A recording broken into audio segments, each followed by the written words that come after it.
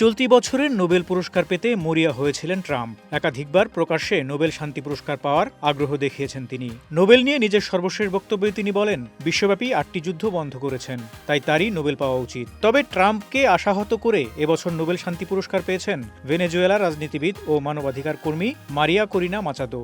নরওয়ের অসলো থেকে শুক্রবার এক ঘোষণায় নোবেল কমিটি জানায়, ভেনেজুয়েলার মানুষের গণতান্ত্রিক অধিকার নিশ্চিতকরণ এবং দেশকে স্বৈরতন্ত্র থেকে গণতন্ত্রে উত্তরণে তার নিরলস প্রচেষ্টার জন্য তাকে এই সম্মানে ভূষিত করা হয়েছে। প্রকৌশলী থেকে রাজনীতিবিদ বনে যাওয়া 58 বছর বয়সী মাচাদো দীর্ঘদিন ধরে ভেনেজুয়েলায় মানবাধিকার, মত প্রকাশের স্বাধীনতা ও নির্বাচনী স্বচ্ছতার দাবিতে আন্দোলন করে আসছেন। তিনি প্রেসিডেন্ট নিকোলাস মাদুরো সরকারের কড়া সমালোচক এবং গণতন্ত্রপন্থী আন্দোলনের অন্যতম মুখপাত্র হিসেবে পরিচিত।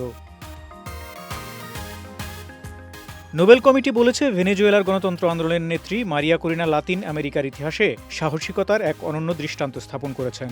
গভীর বিভাজনে জর্জরিত দেশটির বিরোধী দলগুলোর মধ্যে ঐক্যের প্রতীক হয়ে উঠেছেন তিনি। মুক্ত ও অবাধ নির্বাচন এবং জনগণের প্রতিনিধিত্বশীল সরকারের দাবিতেই সকল বিরোধী শক্তি তার নেতৃত্বে এক কাতারে সামিল হয়েছিল।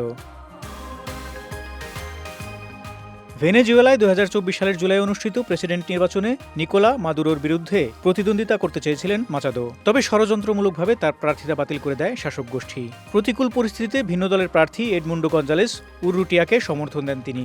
তবে ওই নির্বাচনের ফলাফল নিয়ে ব্যাপক বিরোধ দেখা দেয়। প্রেসিডেন্ট নিকোলা মাদুরোকে জয়ী ঘোষণা করে দেশটির নির্বাচন কর্তৃপক্ষ। বিরোধীরা এই ফলাফল নাকচ করার ফলে বিক্ষোভ ছড়িয়ে পড়ে পুরো ভেনেজুয়েলায়। কঠোর হাতে সে বিক্ষোভ দমনের পথ বেছে নেন প্রেসিডেন্ট মাদুরো।